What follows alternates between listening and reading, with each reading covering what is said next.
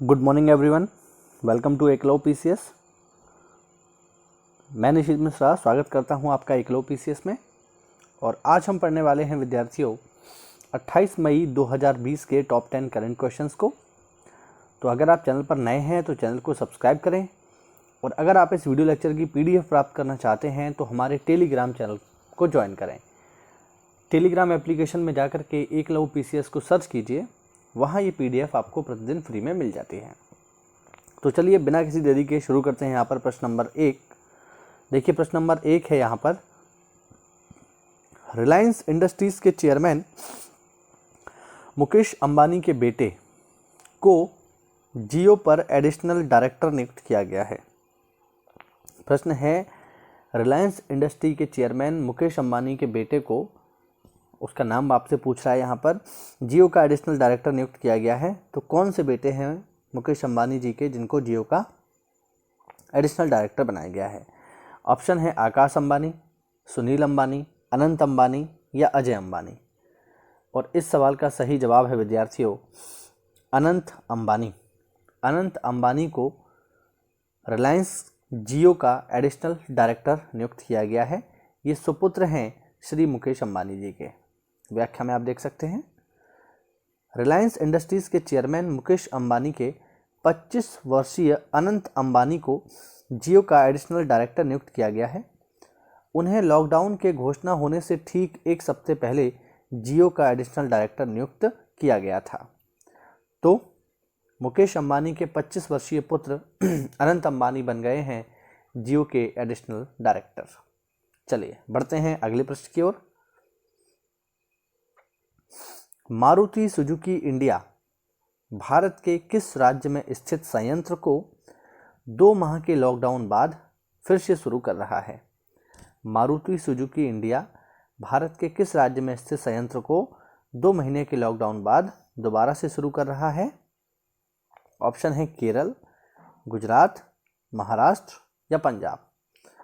तो Suzuki India का जो गुजरात में स्थित प्लांट है वो 2 महीने के लॉकडाउन बाद फिर से शुरू हो रहा है।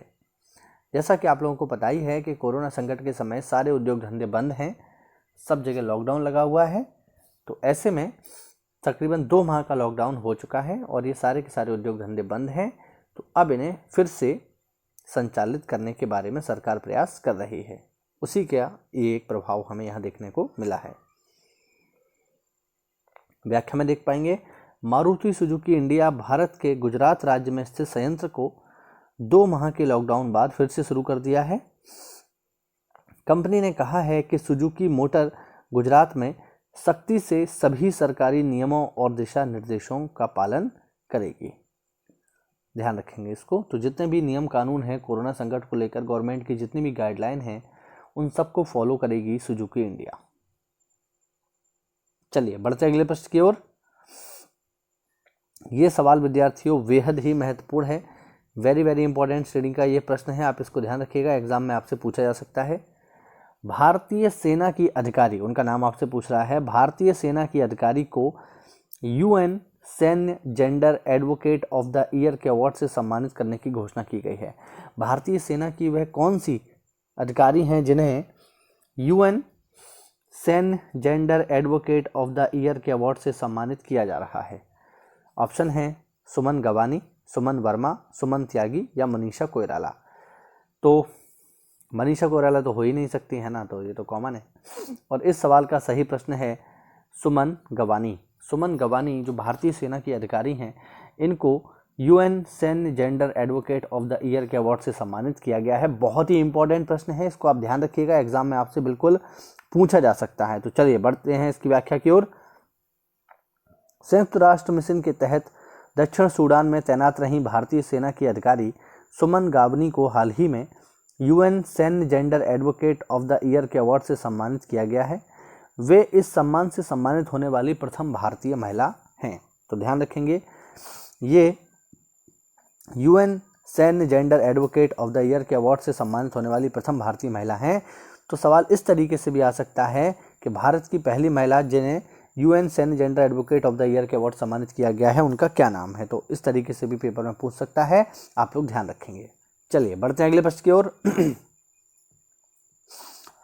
विश्व स्वास्थ्य संगठन कोरोना मरीजों पर किस बीमारी की दवा हाइड्रोक्सीक्लोरोक्विन का परीक्षण करने पर रोक लगा दी है?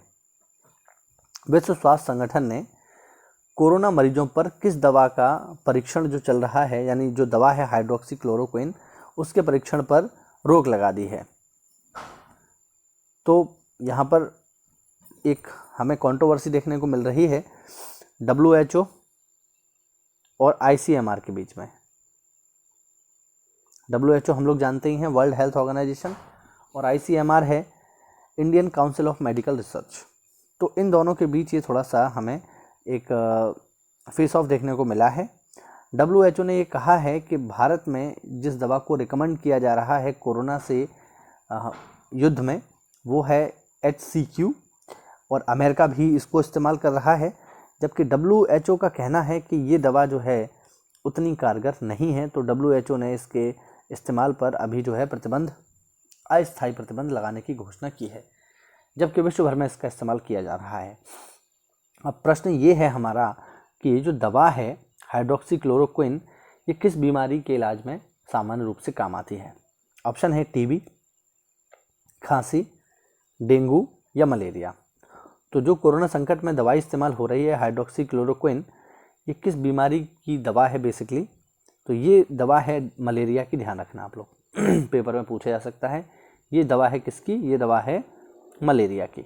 आप देख सकते हैं व्याख्या में, अमेरिका में स्थित विश्व स्वास्थ्य संगठन ने हाल ही में कोरोना मरीजों पर मलेरिया की दवा हाइड्रोक्सीक्लोरोक्विन का परीक्षण करने पर रोक लगा दी है।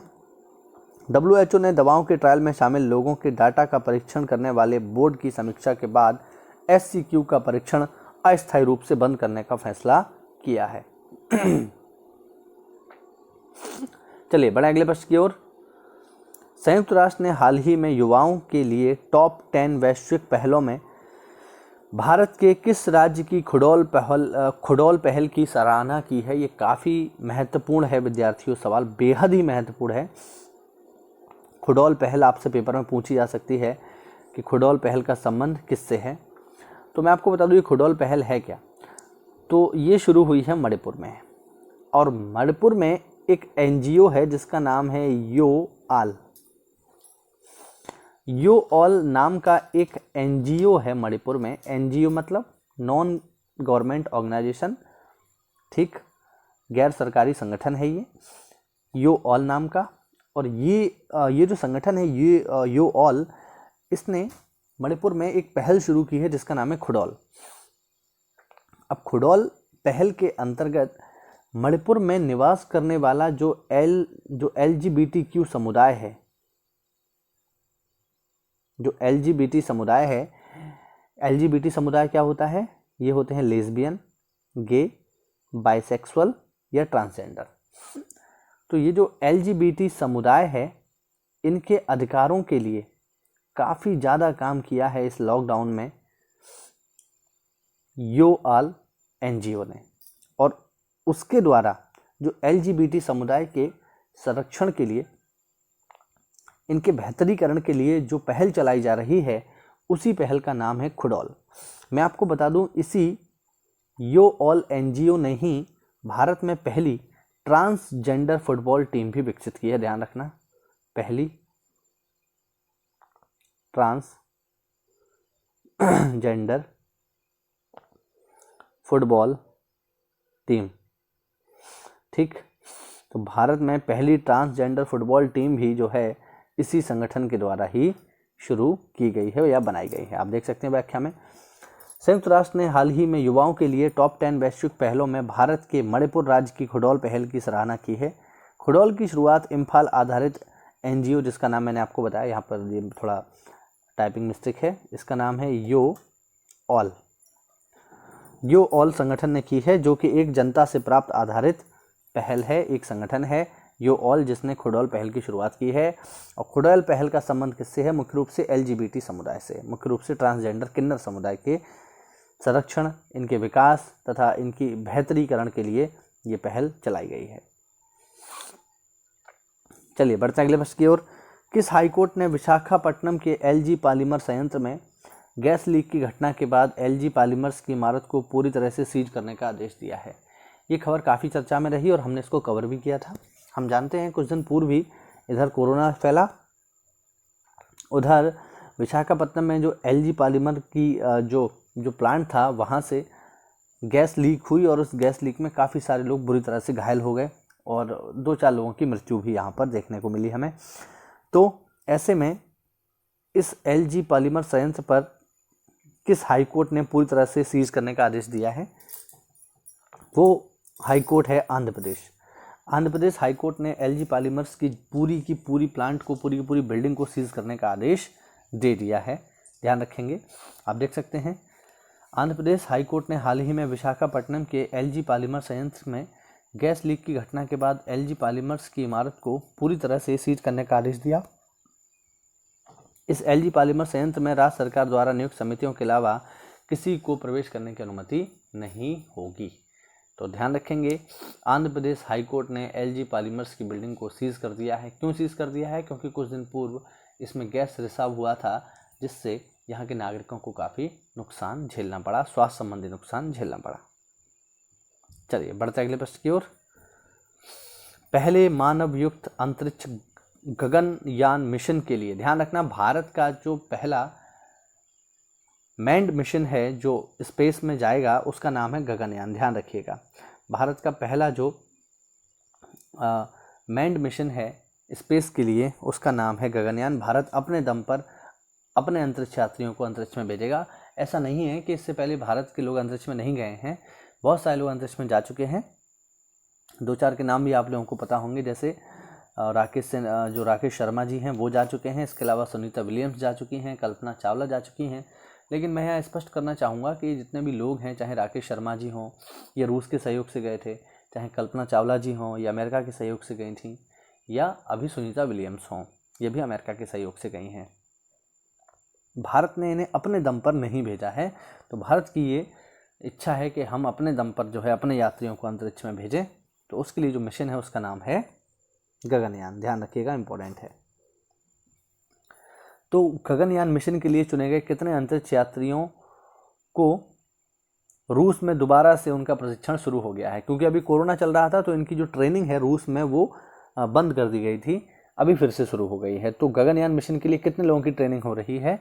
ऑप्शन है 2 लोगों की, 3 लोगों की, 4 लोगों की या 7 लोगों की। तो मैं आपको बता दूं कि गगनयान मिशन के लिए चुने गए जो अंतरिक्ष यात्री हैं उनकी संख्या है 4। भारत के 4 अंतरिक्ष यात्री जो है गगनयान मिशन के लिए चुने गए हैं और इनकी ट्रेनिंग जो है रूस में फिर से शुरू कर दी गई है। कोरोना संकट के दौरान इस ट्रेनिंग को कुछ समय के लिए रोक दिया गया था। आप देख सकते हैं व्याख्या में यही है जो मैंने आपको समझाया है पूरा। चलिए बढ़ते अगले प्रश्न की ओर। कोरोना वायरस के कारण लागू आपातकाल को किस देश ने टोक्यो और अन्य 4 हिस्सों से समाप्त कर दिया है? अब जब टोक्यो आ गया है तो कोई भी समझदार व्यक्ति इसका आंसर कर पाएगा। तो कोरोना वायरस के कारण लागू आपातकाल को किस देश ने टोक्यो तथा अन्य 4 हिस्सों से समाप्त कर दिया है? ऑप्शन है ईरान, इराक, जापान या इंडोनेशिया। तो जापान की राजधानी है टोक्यो और टोक्यो की यहाँ बात हो रही है, तो इसका सही जवाब हो जाएगा जापान। जापान ने अपने यहाँ से आपातकाल को हटा दिया है। जापान ने हाल ही में कोरोना वायरस के कारण लागू आपातकाल को टोक्यो और 4 अन्य हिस्सों से समाप्त किया है। ये 4 अन्य जगह पड़ोसी प्रांतों कानगावा, चिबा और सैतामा और देश के उत्तरी भाग में स्थित होकाइडो हैं। जापान में अभी तक 16,600 लोग कोरोना वायरस से संक्रमित हुए हैं। चलिए बढ़ते हैं अगले प्रश्न की ओर।